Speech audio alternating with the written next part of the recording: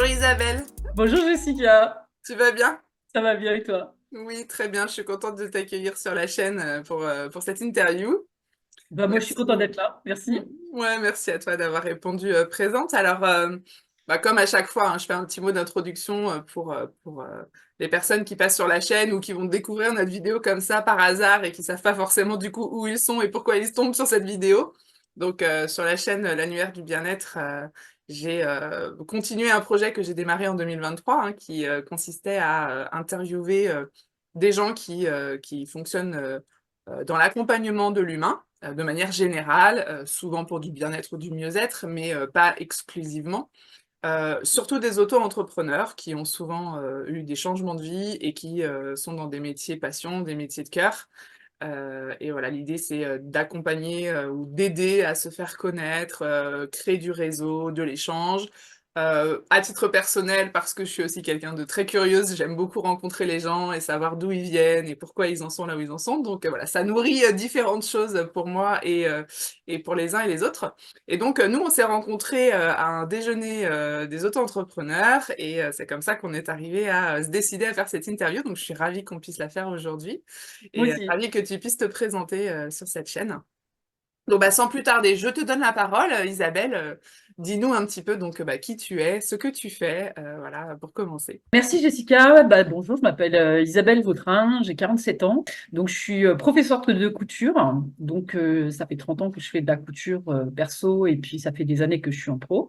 Je donne des cours de couture à des adultes. Donc j'aide des femmes passionnées à acquérir des techniques de couture durables, duplicables, dans une bonne ambiance ludique. Voilà. Je donne des cours dans des MLC et chez moi également.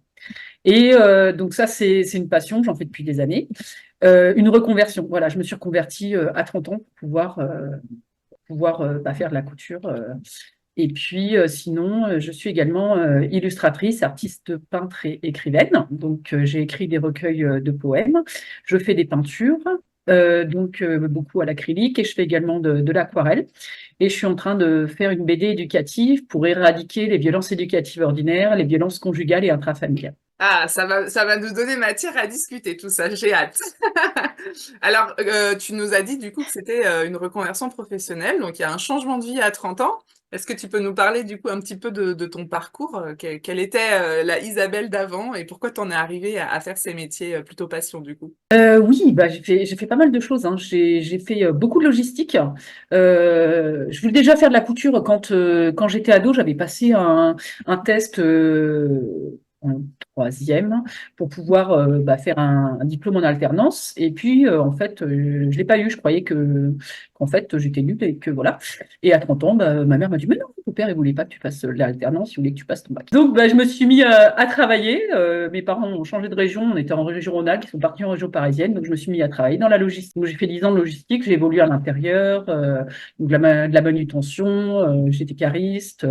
Ensuite, bah, je voulais évoluer, mais pour évoluer, il fallait faire des formations. Donc, j'ai fait une formation pour adultes en bac+2 en logistique. Donc, voilà. Et quand j'ai fini ma formation, on m'a proposé d'être formatrice dans le centre de formation. C'était un CFA. Donc, à l'époque, c'était la FT-FT. Et en fait, je donnais des cours à des adultes, donc ça, c'était chouette. Mais par contre, la principale activité, c'était des cours au CAP, BEP, Bac Pro. Donc, il y avait des jeunes qui étaient souvent en difficulté scolaire et de milieux défavorisés. Et il y en a certains qui avaient que 2 ou 3 ans de plus que moi. Donc, c'était très compliqué. À l'époque, je ne savais pas du tout gérer ce genre de choses. Il n'y avait pas d'accompagnement pédagogique. Et donc, j'ai arrêté. Je me suis mis à travailler dans la vente pour me rapprocher de ma passion de la mode. J'ai toujours beaucoup dessiné, donc je dessinais beaucoup, j'écrivais en parallèle. Et puis j'ai préparé mon CAP de couture floue en cours du soir, en cours par correspondance. Et donc en même temps que j'avais un travail à temps partiel, je faisais des cours de coupe à plat par la ville de Paris le soir, parce que j'habitais à Villejuif, donc j'étais tout près.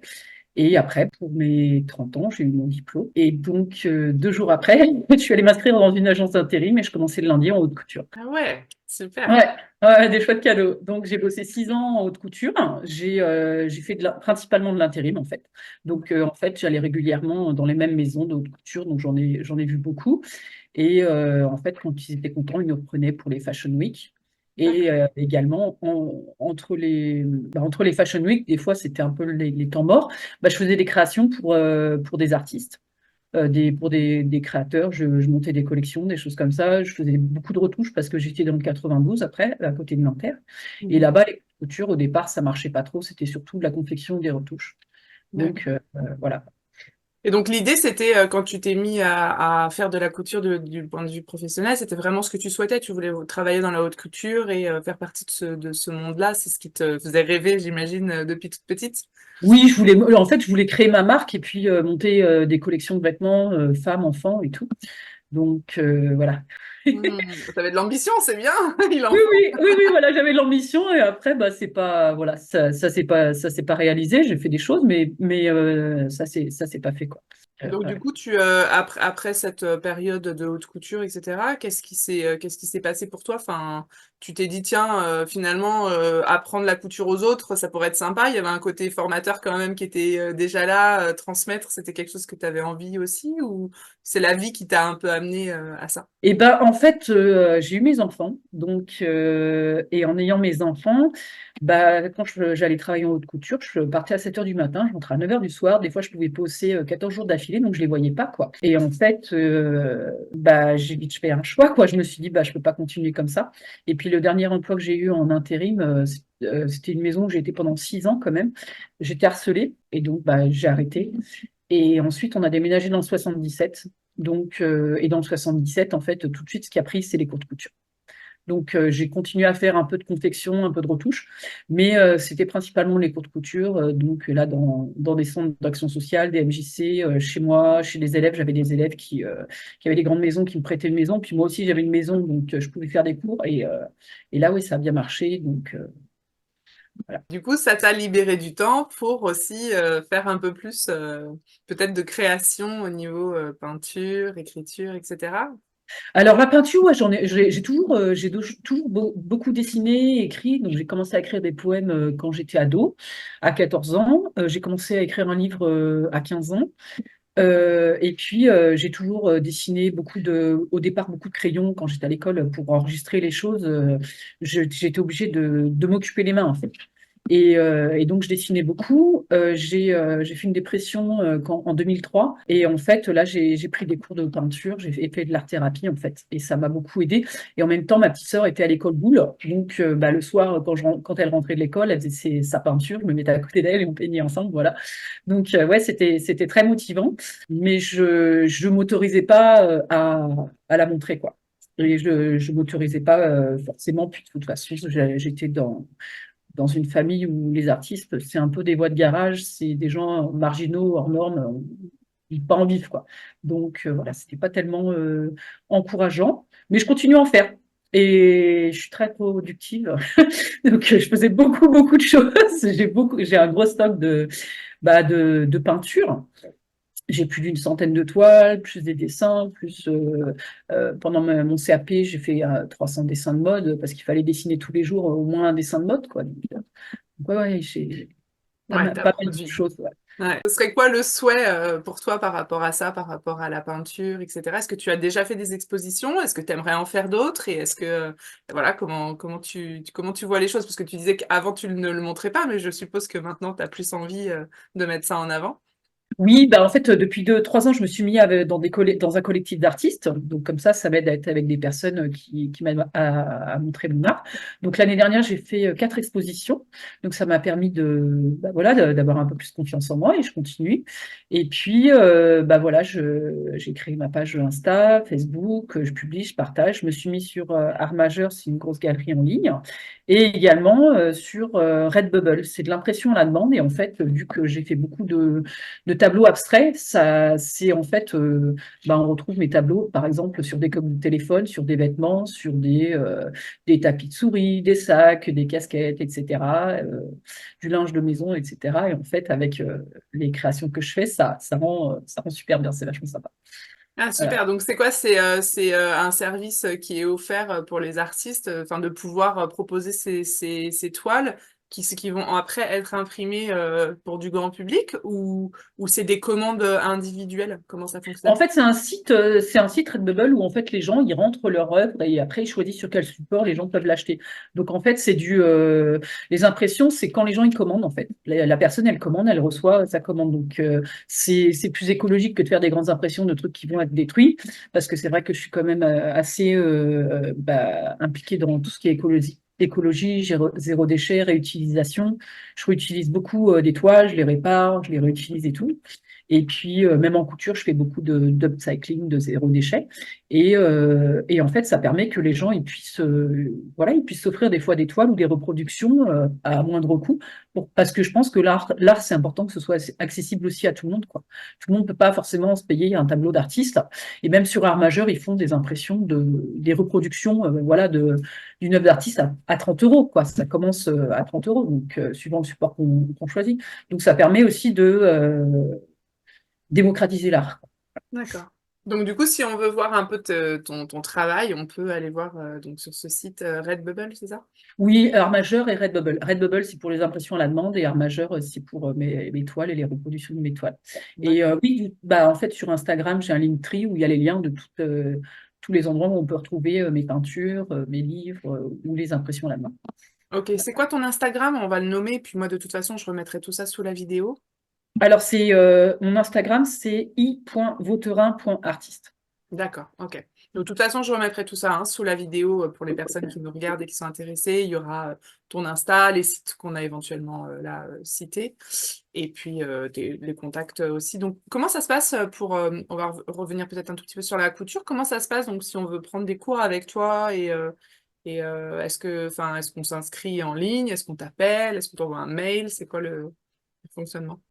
Alors, non, je fais pas d'inscription automatique en ligne parce que je considère qu'on peut pas s'entendre avec tout le monde et que quand on prend des cours de couture, bah, souvent c'est pour quelques séances, au moins 2 heures, 10 heures. Donc, il faut s'entendre bien avec la personne, que ce soit les élèves avec moi et moi avec les élèves. Et en fait, bah, les gens m'appellent, ils me parlent de leur projet, ils me parlent de leur niveau, et puis comme ça, on voit ce que les gens veulent faire en fait. Donc, je préfère que les gens ils fassent des choses qui les intéressent eux plutôt que de leur imposer un projet. Au début, c'est vrai, quand les gens sont 100% débutants, bah, je vais leur dire, bon, bah, on commence par ça, et puis au fur et à mesure, on va rajouter les difficultés. Et voilà, donc les gens, on s'appelle, on parle du projet, de tout ça, du financement, tout ça. Et ensuite, on prend rendez-vous. Donc, pour un premier cours, quand les personnes sont 100% débutantes, on prend un cours particulier parce qu'il faut vraiment, pour une débutante, il faut 2 heures pour que, en fait, je sois complètement avec la personne pour qu'elle arrive à apprendre à gérer la machine. Et ensuite, elle peut intégrer un cours collectif où là, bah, chacun vient avec son projet et avance à son rythme. Ouais. D'accord, donc tu fais les deux. Tu fais des cours individuels et des cours en petits groupes, du coup, je suppose. Oui, alors je donne des cours dans des MJC où il y a 8 personnes. C'est des cours de 2 heures et demie. Donc, je suis à la Maison des loisirs et de la découverte du Mets-sur-Seine. Donc, les cours sont complets. Ouais. Voilà. Et sinon, j'ai des cours chez moi, donc le jeudi après-midi, le samedi matin, où il y a 3 personnes maximum, en fait, parce que je pense que c'est important. Je préfère avoir des cours où il y a moins de gens, mais au moins où je suis sûre que les gens ils avancent et que j'ai le temps d'aider chaque personne, et que Hmm. plutôt que voilà que les gens ils se sentent vraiment progresser, Accompagné. Hmm. ouais, accompagner, puis qu'elles prennent confiance en elles et qu'elles terminent leur projet, si c'est des vêtements qu'elles les portent, etc. Voilà, voilà, ça c'est vrai que c'est important pour moi de pouvoir aider les personnes à avancer, à avoir confiance en elles et puis à progresser surtout. Voilà. Tu fais tout depuis, par exemple, quelqu'un qui voudrait faire un vêtement, du coup, tu fais tout depuis la confection du patron, le dessin du patron sur le tissu, la découpe, etc. Ou pas? Comment tu fais? Non, alors en fait, je fais pas de patronage parce que c'est très long. J'ai pas de diplôme de styliste, mais vu que j'ai fait 30 ans de retouche, je sais adapter les vêtements et les patrons. Donc, on part d'un patron du commerce et ensuite on adapte aux mesures de la personne. Donc, s'il y a besoin de, voilà, si par exemple la personne, elle fait une certaine taille ici, à la poitrine une autre, ou à la taille une autre, aux hanches une autre, bah, on adapte en fait. Et c'est ça qui est pratique. Ça permet que ce soit plus simple parce que faire du patronage, c'est très long et c'est des cours magistraux, quoi. Et les Mm. cours magistraux, ça veut dire que tout le monde fait exactement la même chose. Ça laisse pas beaucoup de place à la créativité. Donc voilà, je fonctionne comme ça, on part de patrons existants et après on modifie. Et Mm. après, voilà, j'apprends aux gens à découper, voilà, à placer le patron, à découper, et puis toutes les étapes de montage, de finition, utiliser la machine, la surjeteuse, la centrale à vapeur, etc. C'est ça. Voilà. Ouais, donc La c'est main, bien. si elles ont envie aussi. Voilà. Ouais, donc il faut, malgré tout, l'idée, c'est d'apprendre à faire de la couture avec une machine à coudre. Oui, 95% des gens qui viennent, c'est pour apprendre avec la machine à coudre. Il y a quelques personnes qui veulent savoir des points. Après, c'est pareil, tout dépend du degré de finition que les gens ils veulent. Il y a des gens qui veulent, des fois, il y a des gens qui me disent, ah, mais ça, je préfère le faire à la main et d'autres le faire à la machine. Donc voilà, en fait, je m'adapte aussi aux envies des personnes. Mais le but, c'est que les personnes, elles aient des choses qui soient solides et bien finies. Bien sûr. Et puis, je donne des astuces pour que les gens ils puissent le refaire et que ce soit simplifié. En fait, je ne vais pas apprendre à mes élèves à coudre comme nos grands-parents ils ont appris, en passant les fils, en bâtissant tout, machin. Il y a des tas de techniques, en fait, qui ne servent pas si les gens ils veulent pas faire de la haute couture, en fait. Donc, Ouais. j'essaie de simplifier pour que ce soit euh, Pratico-pratique, du coup. voilà, pratico-pratique et que les gens puissent leur faire et acquérir l'autonomie rapidement, quoi. Voilà. Donc, Ok. Ouais, j'aime c'est bien donner plein d'astuces. Et puis aussi, aider les gens à accepter qu'ils sont débutants, que ça prend du temps et qu'ils ont le droit de faire des erreurs et que c'est qu'en faisant des erreurs qu'ils vont apprendre. Hmm. Euh, Et du coup, tu as des gens qui viennent prendre des cours comme ça sur du long terme ou c'est vraiment des petites périodes d'apprentissage? C'est quoi Enfin, on apprend finalement à utiliser une machine à coudre en combien d'heures de travail, si je peux dire? Alors ça, c'est toujours la question, hein. La question, les gens, ils veulent savoir, ouais, je veux apprendre les bases. En fait, tout dépend des personnes parce que, il y a des personnes qui vont prendre des cours, qui vont très, très vite arriver à gérer la machine, à tout comprendre, tout faire très rapidement, comme si, en fait, ils avaient déjà ça dans le sang. Et il y a des gens qui vont mettre beaucoup plus longtemps, qui vont avoir du mal à refaire l'enfilage, les machins, qui vont reprendre. Il y a des gens qui vont aller vite parce qu'ils vont travailler beaucoup entre les cours. Il y a des gens qui vont travailler que pendant les cours. Donc, tout dépend. Tout dépend en fait de chacun. Et en fait, il y a des gens, je ne peux pas leur dire en fait, parce que ça dépend vraiment de chacun. Des méthodes d'apprentissage aussi, parce que je vais avoir des élèves qui vont euh, peuvent avoir des troubles de l'attention, avoir des fois des problèmes de motricité ou de choses comme ça, ou du mal à se concentrer. Donc ça dépend des personnes. Et puis, alors je vais avoir des élèves qui vont venir prendre 2 heures de cours pour apprendre à se servir de la machine. Il y a des gens qui vont prendre 10 heures de forfait et après qui ne reviennent plus, mais qui ont appris beaucoup. Il y a des gens qui vont prendre 20 heures, il y a des gens qui prennent des cours au trimestre, des gens qui viennent à l'année. Là, j'ai des élèves, ça fait la deuxième année qu'elles me suivent. Donc, après, voilà, j'ai divorcé, donc j'ai changé de département. Mais bon, avant, quand j'étais sur Pont-la-Ville, j'avais des élèves, ça faisait 3 ans qu'elles me suivaient. Voilà, avec la distance, ça fait un peu loin. Donc, voilà, là, tout dépend des personnes. Donc, voilà. Tu disais que tu es sur le Mai-sur-Seine, hein, c'est ça, la commune où tu résides ou la commune où tu travailles? J'habite à Vers-Saint-Denis, donc je travaille chez moi à Vers-Saint-Denis et je donne des cours collectifs en MLC au Mets-sur-Seine. D'accord. Et pour pouvoir suivre ces cours collectifs, alors j'ai bien compris que là c'est plein, mais si admettons quelqu'un voulait pouvoir s'inscrire l'année prochaine ou comment ils doivent passer par cet organisme du coup pour l'inscription. Oui, il faut venir au forum des associations et D'accord. s'inscrire à ce moment-là. Ouais. Voilà. Donc, il y a la première semaine de cours, quand ça reprend, c'est chacun a droit à un cours d'essai et ensuite voit s'il s'engage ou pas, mais ça se remplit très très vite. Ouais, ouais, ouais, ouais. D'accord. Que l'année dernière, j'ai commencé en janvier l'année dernière, j'avais ouvert qu'un seul cours l'année dernière et il y avait 40 personnes sur les attentes. Donc Hmm. voilà. Là, il y a encore 20 personnes sur les attentes. C'est fou, on croirait pas, hein, enfin, on croirait pas de nos jours qu'il y ait autant de personnes qui aient envie d'apprendre à faire de la couture. Encore que parce qu'on revient quand même vachement à des choses plus écolo, comme tu disais tout à l'heure, au fait de réutiliser des tissus, ne serait-ce que pour toute la partie maison, etc. Donc, est-ce que c'est un peu cet engouement-là qui fait que les gens reviennent à la couture, selon toi, ou est-ce que finalement les femmes ont toujours eu envie d'apprendre à faire des vêtements, parce que généralement les femmes sont quand même plus branchées mode que les hommes, quoique tu as peut-être des hommes pendant les cours, je ne sais pas. Alors, en fait, je pense que le confinement, il y a beaucoup fait. Il y a beaucoup de gens qui sont, vu qu'ils étaient chez eux, il a fallu qu'ils s'occupent. Il y a beaucoup de gens qui se sont mis à faire des choses créatives. Il y a beaucoup de personnes qui commencent la couture à la retraite, des personnes qui ont appris un peu à l'école et qui s'y remettent, des gens qui veulent plus faire des trucs tout seuls, donc qui vont dans des activités créatrices. Et puis, oui, il y a un engouement. L'année dernière, je donnais encore des cours à des enfants. J'avais beaucoup d'enfants aussi, de 9-10 ans, qui étaient passionnés, donc qui faisaient de la couture. Et en fait, il n'y a pas d'âge. C'est vrai que j'ai pas d'hommes qui prennent des cours de couture. Souvent, les hommes, ils se débrouillent tout seuls, ils demandent rarement d'aide. Donc mais qui sait, hein, ça viendra peut-être, je le souhaite. Et oui, oui, il y a pas d'âge, mais c'est vrai qu'il y a beaucoup de gens qui ont envie d'apprendre à faire des choses. Donc, et c'est varié. Il y a des gens qui veulent faire que des accessoires, il y a des gens qui veulent faire que de l'upcycling en réutilisant les choses, et d'autres qui veulent faire que des vêtements. Donc voilà, c'est vraiment très varié. C'est vraiment très varié. Bon, c'est bien pour toi aussi, du coup, ça te permet d'accompagner sur différentes thématiques. Finalement, c'est pas trop rébarbatif. Oui, c'est ça qui est bien et que j'aime bien, c'est que vu que j'impose pas un projet, sauf quand les gens sont débutants, au départ, je leur fais faire des trucs simples et puis on progresse petit à petit, on rajoute une difficulté à chaque fois. Et donc après, les gens viennent avec leur propre projet. Et en plus, vu qu'ils sont avec d'autres personnes, bah, ça les motive à voir que bah, même des débutants, ils peuvent faire des choses top. Et le but, c'est que les gens, bah, si par exemple, si elles font des vêtements, on commence par quelque chose de simple, mais elles les finissent, elles peuvent le porter. C'est le but, c'est pas de faire quelque chose qui va rester dans un placard et puis que ce soit adapté à la personne, voilà.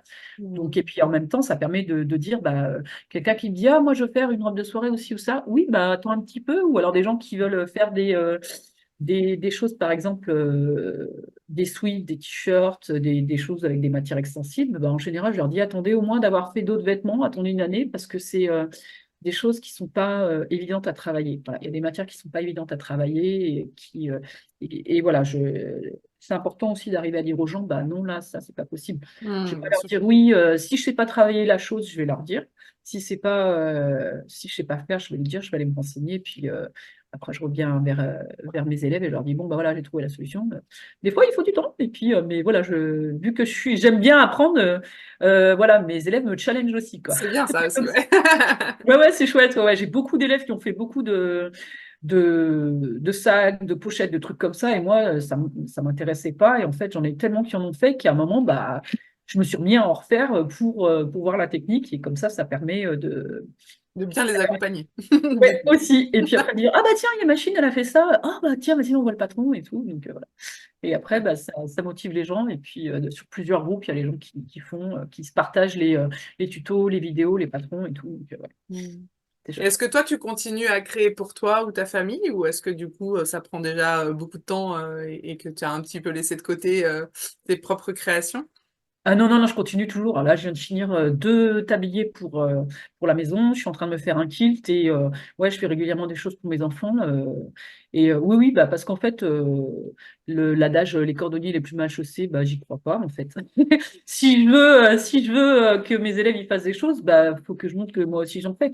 En fait, à un moment, si on fait plus les choses, on n'apprend plus, quoi. Et en fait, on apprend à tous les âges. Et puis en même temps, bah, c'est reboostant d'avoir des gens qui font des choses. Tu te dis, ah tiens, ça fait longtemps que je voulais le faire. Bah, mardi, j'ai une élève, elle est venue avec un patron et en fait, elle m'a montré une technique que je connaissais pas. Voilà, parce qu'elle elle fait du patchwork et que moi, j'en fais pas. Donc, elle m'a montré une technique et en fait, bah, j'étais trop contente de l'avoir appris. Donc, voilà, c'est des échanges. C'est pas non plus, moi, je suis la prof, c'est moi qui sais tout et vous ne savez rien. Voilà, on partage nos connaissances aussi. Donc, ça, c'est chouette aussi. C'est vraiment intéressant. Ok, super.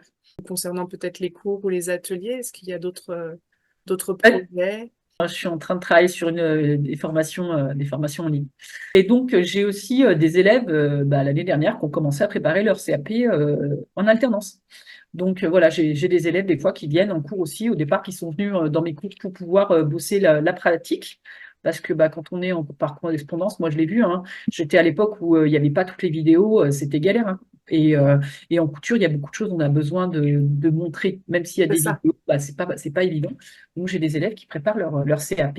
Voilà. Donc, j'ai des élèves qui sont devenus professionnels. J'ai une élève qui est en bac+3 métier de la mode. Et Ah, quand je l'ai super. vue, elle était en quatrième. Et j'ai des élèves bah, qui sont devenus créatrices. Il y en a une, elle fait des poupées en wax. avec différentes couleurs de peau, tout ça, donc c'est super sympa. D'autres qui font des sacs, du zéro déchet, de la confection. Voilà, donc c'est super aussi de voir mes élèves qui osent et qui se lancent. Et ouais, c'est top. Vraiment Ouais, chouette. c'est chouette. Et je fais aussi, bah voilà, je donne aussi des cours pour des professionnels qui veulent se perfectionner. Par exemple, pour apprendre à servir de la surjeteuse ou pour avoir des finitions bah, plus professionnelles, de manière à avoir une qualité de produit bah, plus haut de gamme que ce qui se fait. Donc, ouais, j'ai aussi des professionnels qui viennent prendre, et là, après, souvent, c'est des choses plus ponctuelles et tout. Donc, Hmm. Du coup, ça, ça occupe ton temps à quel pourcentage, ça, la couture, tu dirais? je dirais à 40%. D'accord. Mes enfants prenant aussi pas mal de temps. Bien sûr, bien sûr. Et puis, Ouais, c'est toujours ouais, la priorité, les enfants. ouais. Alors, on a parlé aussi un petit peu d'écriture. Donc, tu disais que tu as écrit des poèmes dès ton plus jeune âge. Est-ce qu'aujourd'hui, tu écris toujours? Et tu parlais aussi, tu l'as dit en introduction, tu as parlé d'un projet dont j'aimerais que tu nous parles un petit peu plus, si tu le veux bien, concernant ce livre pour enfants, hein, c'est ça? Non, non, c'est un livre pour Non. adultes. Moi, pour Livre enfants pour et enfants. adultes, en fait. Oui, j'ai écrit 2 recueils de poèmes. Donc, j'en ai écrit d'autres, mais pour l'instant, j'en ai publié 2. Donc, un sur Amazon, j'ai fait ce que je peux. Et le deuxième sur lulu.com. Et il y en a d'autres qui sont en cours. Voilà, j'en ai d'autres en cours. Voilà. Donc, Euh, c'est de l'autoproduction, hein, du coup, c'est ça? oui, tout à fait, Ok. autoproduction. Ouais. C'est des Et formats, malgré tout, qu'on peut trouver en papier ou ça reste de l'e-book, du coup? alors sur Amazon les deux et sur lulu.com c'est en format papier, ouais. Et D'accord. puis c'est à impression à la demande en fait. Donc quand les gens ils commandent, c'est imprimé. Sinon, donc il n'y a pas de stock. Donc c'est ça aussi qui est intéressant. Voilà, je vois pas l'intérêt d'imprimer des livres pour qu'ils restent dans un placard ou qu'ils finissent au recyclage. Hmm. Et donc oui, en fait, je suis en train d'écrire une bande dessinée ou un roman graphique. Voilà, je suis entre les deux, bande dessinée, roman graphique, pour éduquer les gens afin d'éradiquer les violences éducatives ordinaires, les violences conjugales et intrafamiliales. Donc, c'est un sujet qui me parle beaucoup parce que bah, je suis en train de divorcer, je suis séparée depuis 4 ans et je suis issue d'une famille avec beaucoup de violences. J'ai eu une histoire, beaucoup d'histoires malheureusement amoureuses où il y avait principalement de la violence. Et vu que j'en suis sortie, bah, j'aimerais que mon expérience ça puisse servir à d'autres pour s'en sortir. Parce que c'est d'autres personnes qui sont sorties de ça qui m'ont permis d'en sortir. Et en fait, bah, au fur et à mesure où j'ai bossé sur tout ça pour avancer, pour me rétablir, bah, j'ai vu qu'en fait, là, il y a une corrélation entre les violences éducatives ordinaires qu'on a subies dans l'enfance ou dans la famille, qui font qu'ensuite, ça se reproduit dans la vie conjugale, quoi. Et donc, bah, si on n'éduque pas les gens, ça continuera à se reproduire. Et Hmm. donc, c'est important et voilà, c'est Un beau projet. un beau projet, voilà. Ouais, ouais. Ouais, Tu cherches, pour ce livre, en l'occurrence, tu cherches un éditeur ou t'es en projet, t'aimerais plutôt le faire en autoproduction? Comment tu vois oui, les oui, choses? bah, je cherche un éditeur, voilà, donc Bon, bah, bah, je le suis message est passé, hein, s'il y a des voilà. producteurs qui passent par là. Qui Voilà, vous appellent. je suis en train de travailler sur un dossier pour présenter aux éditions. Je travaille principalement en classique, donc sur du papier à l'aquarelle. Et voilà, donc j'ai déjà, en fait, ce qui s'est passé, c'est que quand je suis sortie de ce cycle de violence familiale, conjugale et violence éducative ordinaire, je me suis dit, OK, j'enlève ça, maintenant je fais quoi à la place? Et j'ai pas trouvé. J'ai lu des livres d'illustratrices qui parlaient de ça à la dérision, mais en fait, je ne trouvais pas de solution. Qu'est-ce qu'on met à la place? Il commence à y avoir des gens qui disent des choses, qui expliquent les corrélations et tout. Et en fait, voilà, c'est ça que j'ai envie d'expliquer. Bah, là, on est en situation de violence dans ce domaine. Bah, en quoi elle consiste la violence? C'est quoi les répercussions? Et qu'est-ce qu'on fait à la place, quoi? Et voilà, c'est ça qui,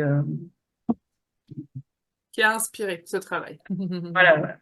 Et j'ai Hmm. été inspirée par beaucoup de personnes qui m'ont fait ouvrir les yeux et qui m'ont permis aussi de faire autrement, quoi. Donc, des personnes qui sont dans la parentalité positive, des personnes qui sont dans l'éducation au consentement, des associations qui aident les femmes victimes de violences conjugales, qui aident également bah, pour la protection des femmes et des enfants, et des Hmm. associations également. Donc, Alors pour être très honnête, moi c'est exactement cet axe-là qui m'a accroché quand on s'est rencontrés, quand tu l'as nommé, hein, parce que moi je suis issue d'une famille où mes parents étaient famille d'accueil, donc on a vu beaucoup d'enfants passer à la maison entre mes 8 ans et mes 17 ans.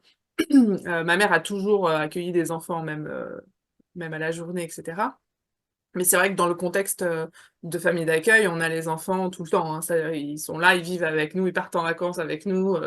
Généralement, il y a peu de contact avec leur famille, voire parfois pas du tout.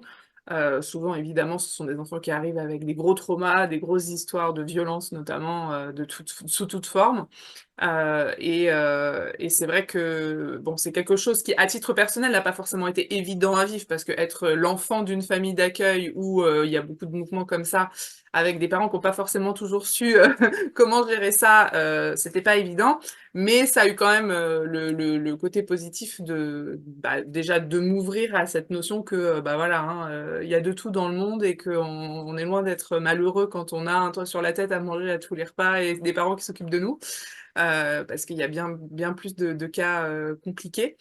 Et c'est vrai que quand tu m'as parlé de ça, je me suis dit, bah, c'est vrai qu'on est finalement dans une ère en ce moment où on commence en fait vraiment à aller, non seulement on en parle, ça fait déjà des années qu'on en parle, mais aujourd'hui on cherche des solutions. On cherche à proposer des solutions, à enseigner les gens d'une manière ou d'une autre, que ce soit effectivement par la lecture, les vidéos, parfois même les réunions, les groupes, etc. de parole. Et je trouve ça hyper important qu'on puisse en parler et qu'on puisse comprendre en fait tous les impacts. Parce que comme tu le dis, finalement, souvent ça commence dans l'enfance. Et des choses qui peuvent paraître anodines dans le quotidien se révèlent en fait être de vraies problématiques éducationnelles. Et c'est vrai qu'en même temps, si on n'a pas appris à faire autrement, si on ne sait pas comment s'en sortir, si on ne sait pas changer, transformer ça, on peut se retrouver des fois dans des difficultés. En tant que maman, je le comprends aussi. Moi, je me suis retrouvée face des fois à des situations où je me voyais être dans des comportements que j'aurais pas imaginé et que j'avais même pas anticipé, parce que bah, les enfants, ça vient appuyer sur tous les boutons, ça vient provoquer, ça vient confronter, ça vient nous pousser dans nos retranchements. Et on s'invente pas parents, quoi. On apprend tous les jours et c'est vrai que on n'a pas toujours les ressources. Alors moi, j'ai beaucoup cherché dans la partie psychologie de l'enfant, tu vois, je me suis beaucoup documentée, j'ai travaillé avec dans l'animation, puis ensuite j'étais enseignante aussi un peu, donc avant de changer de voie professionnelle. Et donc, ça m'intéressait de comprendre l'enfant, de comprendre ses mécanismes et de trouver un moyen de pouvoir relationner de comprendre ouais, comment aider l'enfant à devenir une grande personne. Et en même temps, en comprenant les enfants, ça me permettait de me comprendre moi, hein, donc, et de comprendre aussi mes comportements, c'est souvent le cas. Mais en fait, pour les parents et pour l'apprentissage de la parentalité notamment, je trouve que bah, malgré tout, il y a des choses aujourd'hui, mais voilà, je pense qu'on a encore plein de choses à faire. Et sur la partie éducation notamment, je crois que c'est un vaste sujet. Donc je trouve ça génial que bah, il y ait des gens qui se penchent vraiment sur ces questions et puis qui fassent participer, enfin qui parlent de leur propre expérience pour faire bouger les choses, parce que bah, on ne peut parler que de ce qu'on connaît, hein, évidemment. Et donc voilà, je trouve ton projet chouette et j'espère vraiment que tu trouveras un éditeur pour t'accompagner sur ce projet-là. Parce que Merci. ça a le mérite voilà, d'exister.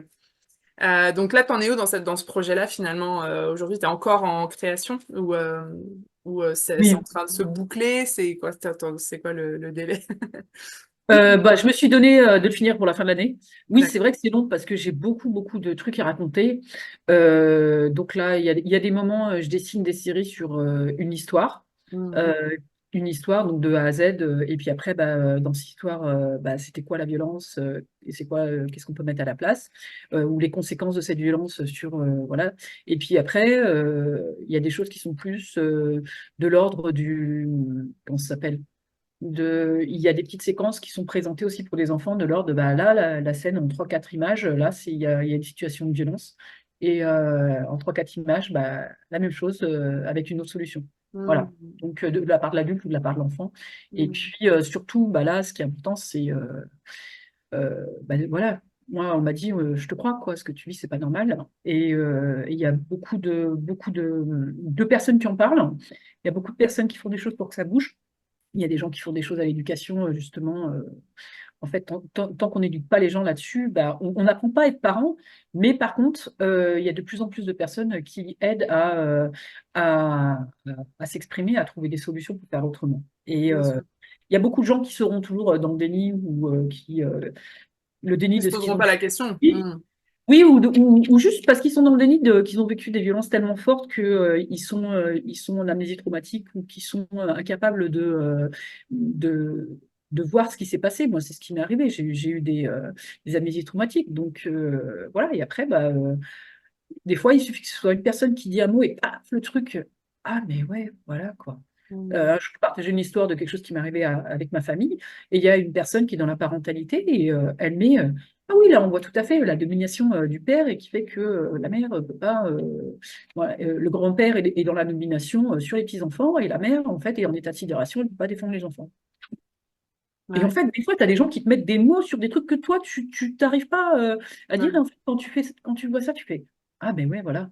Et en fait, après, tu commences à pouvoir voir qu'est-ce que je peux faire autrement. Et, Mm. voilà. Et ça amène aussi des personnes intéressantes. Donc, moi, il y a beaucoup de personnes que je suis sur Instagram qui m'ont aidé. Et ça aussi, c'est des choses que je veux mettre dans mon livre, les personnes qui m'ont aidé, quoi. Ouais. C'est Voilà. à la fois un moyen pour toi, peut-être un peu autobiographique de raconter ton histoire et à la fois de pouvoir aller aider les autres à trouver des solutions, quoi. Oui, et puis en fait, les personnes qui font des livres pour, euh, pour éduquer, ils le font pas tout seuls. Donc, ils se font aider de médecins, ils se font aider d'autres personnes et en même temps, ils donnent des ressources. Donc, voilà, c'est, c'est important. Ouais, ouais, c'est Ouais. important de le faire, Mm. d'être entouré. Ouais. Mm. Super. Et donc, vu que là, on fait une vidéo, si vous vivez des cas de violence éducative ordinaire ou appelez le 119. Et pour les violences conjugales, c'est 39 19. Voilà. Donc, il y a des associations, je crois que vous n'êtes pas toute seule. Ouais, Et, c'est vrai. et ouais, il y a de plus en plus de gens qui prennent la parole et qui sont là Il y a pour des aider. structures malgré tout qui sont là pour accompagner. Ça reste pas évident parce que bien souvent, quand on se tourne notamment vers la police, etc., on peut se rendre compte qu'on va pas être aidé forcément tant qu'il n'y a pas des dépôts de plainte. Voilà, les procédures judiciaires sont assez compliquées. Voilà, j'ai ma sœur qui a vécu un divorce très compliqué et on s'est rendu compte de la limite en fait hein, de ça. Mais par ailleurs, effectivement, il existe heureusement des associations qui accompagnent en fait et qui peuvent mettre des choses en place. Ça, je trouve que pareil, on n'en parle pas assez et on ne connaît pas suffisamment. Donc évidemment, on remettra tous les lignes dessous pour que ça puisse peut-être sauver la vie de quelqu'un ou en tout cas permettre de trouver des portes de sortie quand on est dans ces situations parce que moi, en tout cas, c'est important pour moi aussi sur cette chaîne, c'est pour ça que je fais ça, parce que là, on parle de sujets un peu plus graves, mais en fait, dans la réalité de la vie, quelles que soient les difficultés qu'on rencontre, moi, je suis convaincue qu'il y a toujours des solutions pour s'en sortir. Évidemment, il faut tomber sur des personnes qui vont pouvoir nous tendre la main. Évidemment, il faut avoir ce truc qui fait que tout d'un coup, on va avoir eu l'information et qu'on va pouvoir aller faire ce pas, en fait, hein, de s'en sortir. Mais c'est possible, quoi. On n'est pas condamné à rester enfermé dans ça. J'ai interviewé aussi une autre femme il y a quelques mois de ça. L'interview n'est pas encore publiée, mais c'est en cours, qui elle aussi a vécu des choses très compliquées. On lui a enlevé ses enfants. Enfin voilà, il y a vraiment eu des choses difficiles. Et par ailleurs, voilà, elle s'est battue. Il y a des choses qu'elle a réussi, des choses qu'elle a dû laisser, mais aujourd'hui, elle est restaurée et elle avance et elle aide les autres aussi. Et ça, moi, ça me tient à cœur aussi, ces femmes qui portent voilà, de vrais sujets et qui sont des témoignages de on peut s'en sortir. Moi, j'ai parlé de ça sur l'ancienne chaîne LG Light and Voice par rapport à mon parcours personnel aussi, d'obésité, de pas être bien dans ma peau et d'avoir eu voilà, des choses difficiles. Mais on peut s'en sortir, quoi. Il y a des solutions. Et il faut pas hésiter à aller taper aux portes. En tout cas, c'est ce qu'on espère voilà, donner comme impulsion. Donc, merci Isabelle de pouvoir apporter ce sujet ici aussi. Ça me touche et je suis vraiment heureuse qu'on puisse en parler. Merci. Ouais, moi, je voulais juste rajouter par rapport à ça, c'est que la personne qui va vous sauver, c'est vous déjà, vous-même. Voilà. Ah, Et moi, en quittant mon ex-mari, je me suis sauvée moi et ça m'a permis de sauver mes enfants en étant mieux. Moi aussi, je suis une ancienne obèse, donc en quittant mon ex-mari, en étant dans un meilleur contexte, j'ai pu retrouver la santé, retrouver de la sérénité et être également une meilleure maman. J'étais dans les violences éducatives ordinaires, que dans des contextes de violence. Et voilà, en changeant les choses autour de moi, il y a des choses qui sont compliquées, mais en fait, en trouvant les bonnes personnes, ça permet d'aller mieux, de se rétablir et ça permet aussi qu'ensuite, nos enfants aussi aillent mieux. et puis que les choses avancent, quoi. Donc, Ouais, ouais, ouais, ouais, c'est possible. Donc, ouais, tout à fait. faut se prendre en charge, je dirais un pas de foi, un pas de courage, mais c'est possible. Ouais, ouais, c'est clair. Bah, Elisabeth, je te remercie beaucoup pour ton partage, pour ton témoignage, pour ces beaux projets qui, j'espère, voilà, vont continuer de fonctionner, et puis d'autres qui vont voir le jour. Euh, Merci, Jessica. Merci d'avoir accepté mon invitation et bah, je vous remercie à vous de nous avoir suivis. Si vous avez aimé cette vidéo, vous mettez des petits likes. Vous pouvez partager aussi évidemment autour de vous, si ça peut aider des personnes, tant sur les projets créatifs que sur l'aide sociale, évidemment. On remettra toutes les infos en info sous la vidéo. Ainsi que tes coordonnées, hein, Isabelle, de manière à ce que si vous avez envie de prendre des cours de couture, eh bien, vous puissiez rentrer en contact avec Isabelle, ou si vous cherchez des toiles pour décorer votre intérieur, pourquoi pas. Voilà, donc bah, écoute Isabelle, je te dis à très bientôt. Merci, Jessica. À très bientôt. Et moi aussi, j'étais contente de venir et j'ai passé un très bon moment. Ouais, merci beaucoup Merci pour ça. beaucoup. Très belle fin de journée. Et Merci à toi tous de nous aussi. avoir suivis. Au revoir. Au revoir.